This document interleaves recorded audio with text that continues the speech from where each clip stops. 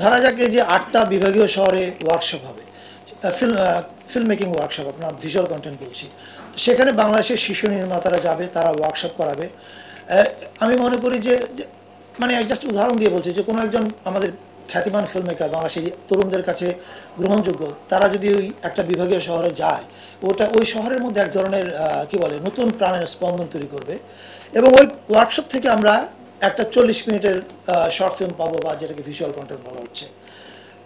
এর বাইরে 8টা theatre production যেটা তৈরি করা হবে, এটা নিয়েও আলাপ আলোচনা শুরু করবে শিল্পকলা একাডেমি।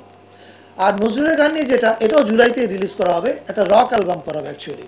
মানে আপনারা যদি খেয়াল করেন দেখবেন যে রবীন্দ্রনাথের গান এখনকার প্রজন্মের কাছে পৌঁছানোর পিছনে কিন্তু অর্ণবের ওই অ্যালবামটার একটা বিশাল ভূমিকা ছিল। নজরুলের গানের ক্ষেত্রে আমি মনে করি যে এই ভূমিকাটা এখন পর্যন্ত মিসিং আছে। শিবলি ভাই এই বিষয়ে কাজ করছেন অলরেডি। বাংলাদেশের শীর্ষস্থানীয় ব্যান্ড যারা আছে, রক ব্যান্ড, ওদের সঙ্গে কথা বলে একটা রক অ্যালবাম তৈরি করবে, এবং রক অ্যালবাম পাবলিকেশন উপলক্ষে ঢাকায় একটা সেন্ট্রাল কনসার্ট হবে, যেটা আমরা ব্রডকাস্ট করবো কান্ট্রি ওয়াইড। আর তারুণ্যের উৎসবটা আমি একটু ব্যাখ্যা দিই। তারুণ্যের উৎসবটা হচ্ছে যে যেটা বিপিএল এর সহযোগিতা হচ্ছে প্রধান উপদেষ্টার কার্যালয় থেকে, যুব ক্রীড়া মন্ত্রণালয়, সংস্কৃতি মন্ত্রণালয়, আরও কয়েকটা মন্ত্রণালয়ের সহযোগিতায়। এটা প্রায় দেড় মাসের মতোই হবে। ওখানে আমরা কালচারাল যে প্রোগ্রামগুলো হবে সেটা নিয়ে পার্টিসিপেট করবো আমরা, আমাদের সঙ্গে সহযোগিতা করবে শিল্পকলা একাডেমি এবং অন্যান্য যারা আছেন। Digital oral history is a very important one.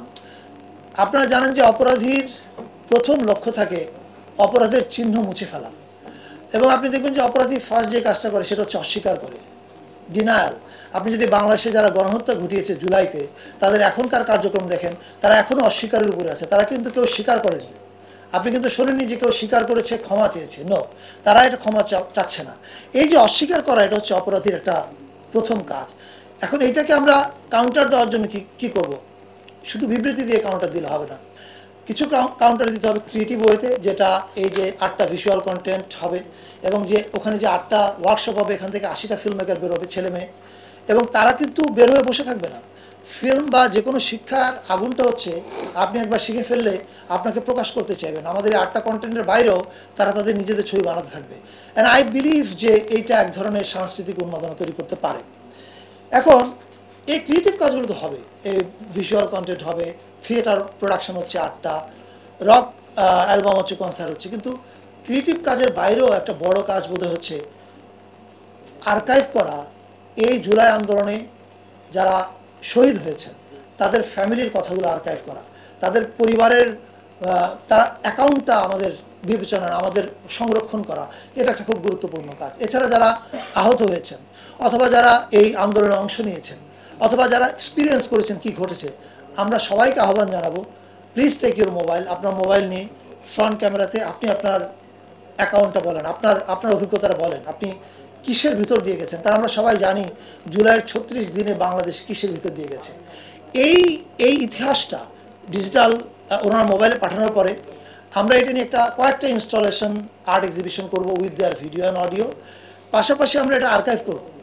Archive থাকার সুবিধাটা হচ্ছে, আপনি ভাবেন যখন 5-10 লক্ষ লোক এই তাদের স্টেটমেন্টটা ভিডিওতে পাঠাচ্ছে, অপরাধীর কিন্তু এটা থেকে পালাবার আর কোনো রাস্তা থাকবে না।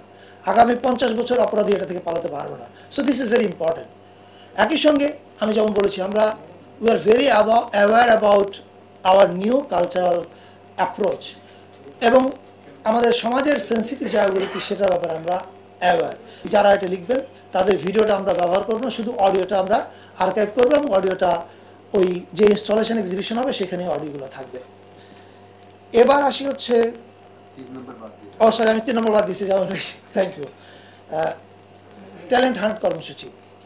এটা শিল্পকলা আগে একটা ছিল, তবে আমরা এবার এটাকে ওয়াইড করতে চাই। আমার এই বিষয়ে আমাদের তথ্য মন্ত্রণালয়ের উপদেষ্টা নাহিদ ইসলাম, তার সঙ্গেও কথা হয়েছে। আমরা শিগগিরই 2 মন্ত্রণালয় মিলে কাজ করব।